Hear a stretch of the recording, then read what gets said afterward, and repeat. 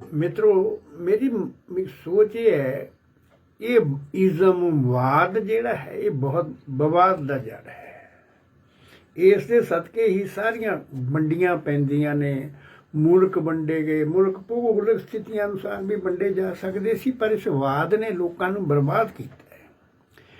किसी थां ते कोई साडे संस्कारां ते हमला हुंदा है, किसी होर वाद के तहत कोई इज़म के तहत ही सारा कुछ बदल ही जाता है, बिगड़ी जाता है। ये शायद साड़ी सोच होगी, उस वेले की सियासत की सोच होएगी कि किसी गुआढ़ी देश के जो साढ़े चों ही अड होया साडा भरा है, उहदे टुकड़े करिए। ये चंगी सी कि माड़ी सी, हालात ने पता नहीं की करता। उस वेले ये सोच के कि बंगलादेश नूं पंजाब पाकिस्तान नालों अड करके दिखाइए। असीं अपने जवान भी मरवाए, मेरा छोटा भरा भी उस विच जंग च लड़िया। मतलब दुख इस गल दा उस वेले बड़ा है, प्रसन्नता हुई, हुण तक चढ़त है इस गल की कि असीं उस देश के दो टुकड़े करते सी और प्राप्ति की हुई सी सानू पता है। असीं अपने आप चों खंडित हो गए। मैं कलकत्ते बैठे मित्रां नूं देखिया, उनका व्यापार ढाके नाल चलदा सी पर अंदरों पीड़ित सी। हुण भी अज दे हालात ये ने कि उत्थों दे वसनीक हिंदुओं नूं मारिया जा रहा है, कढ़िया जा रहा है, मंदिर तोड़े जा रहे ने। हालात इहो जिहे ने। इस समाज ने, इस इज़म ने लोगों को बहुत बुरी तरह बर्बाद किया है। मेरे कुछ शब्द जिहड़े अज तुहाडे नाल पुरानी कविता दे साझे करांगा, उस वेले जदों वो बंगलादेश बनिया सी ना, उस वेले लिखी हुई कविता सी जिहड़ी अज तुहाडे नाल साझी करन नूं जी कर रहा है कि कहंदे ने नवें विग्यानियां एक खोज कीती है। कहंदे ने नवें विग्यानियां एक खोज कीती है कि कबरां दे नेड़े बैठ के मर चुकी रूह की आवाज़ मुड़ रिकॉर्ड कर लेंदे हन। कि कबरां दे नेड़े बैठ के मर चुके रूह की आवाज़ मुड़ रिकॉर्ड कर लेंदे ने। ये तजर्बा बहुत थावां ते सफल रहा है। एक गल उन्हां होर भी सिद्ध कर दी है कि हवा विच छड्डिया हर बोल सदा हवा विच घुलदा रहिंदा है। इसे आधार ते उन्हां रामायण ते महाभारत के युद्ध नूं मुड़ सुरां देण दा दावा कीता है। पर महाभारत दीयां सुरां जे पूरियां उपलब्ध नहीं, महाभारत दीयां सुरां जे पूरियां उपलब्ध नहीं तो डरन वाली कोई गल नहीं। डरन वाली कोई गल नहीं। उस समय जो सच ते झूठ की जंग लड़ी सी, वो अज दे बंगलादेश तो वध घृणित घटना हो नहीं सकती।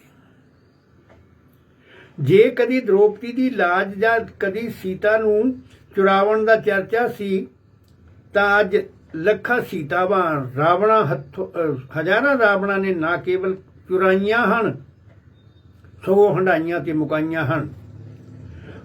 अज वो किसी अगन प्रीख्या दे योग नहीं। अज वो किसी अगन प्रीख्या दे योग नहीं, वो ते किसी हबसी अग विच सड़ चुकियां हन।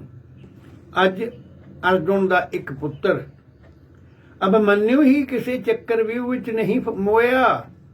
अज लखां अभिमन्युआं स्कूल कल अज लखां अभिमन्युआं स्कूलों कल तक लई गए नहीं मुड़े। अभिमन्यु जो घरों लड़न लई नहीं पढ़न लई गए सन। अध गिल्ली मक्की दे मुरमरियां वांग भुज गए स्कूल दे कमरे दे ते डिगदे बंब नाल। फिर उन्हां लई कोई आह नहीं, कोई अथरू नहीं। आह दी किस कोल वेल, कोई असमत लुकांदा फिर रहा है। किसी नूं वख वख पिंडे मानण दा चाह, कोई पड़ोसी चीख रहा है रहम करन दी दुहाई। कोई दूर दराजे बैठा चार जहाज बंबां दे भर के किसी होर समुद्री राह भेज रहा है।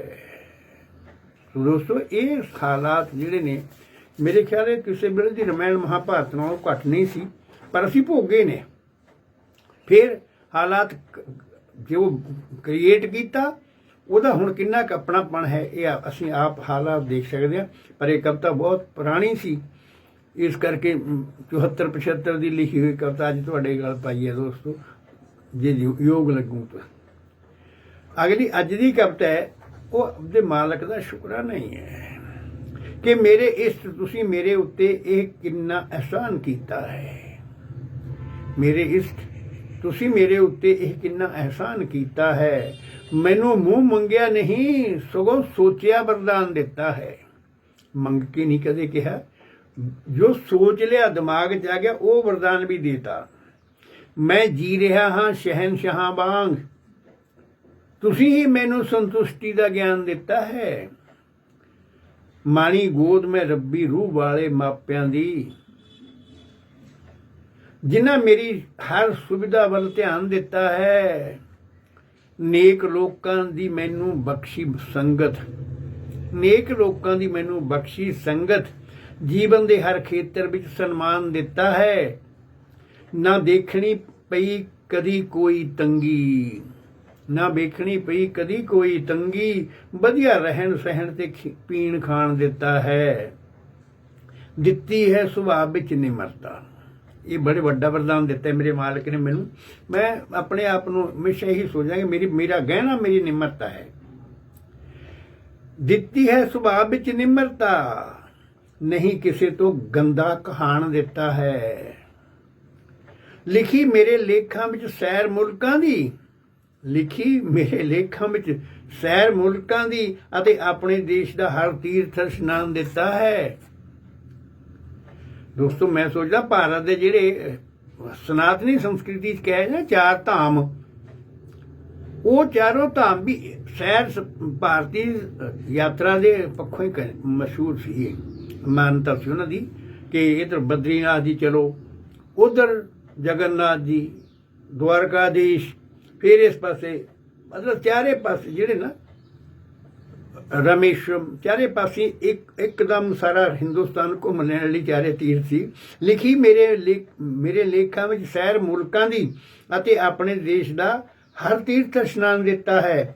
ਨਹੀਂ ਸੀ ਮੇਰੀ ਔਕਾਤ ਨਾ ਮੰਗੀ ਸੀ, ਨਹੀਂ ਸੀ ਮੇਰੀ ਔਕਾਤ ਨਾ ਮੰਗੀ ਸੀ, ਜਿਵੇਂ ਦਾ ਤੁਸੀਂ ਮੈਨੂੰ ਪਕਵਾਨ ਦਿੱਤਾ ਹੈ। ਮੇਰੇ ਇਸ਼ਟ ਤੁਸੀਂ ਮੇਰੇ ਉੱਤੇ ਇਹ ਕਿੰਨਾ ਅਹਿਸਾਨ ਕੀਤਾ ਹੈ। ਬਹੁਤ ਧੰਨਵਾਦ ਮਿੱਤਰੋ।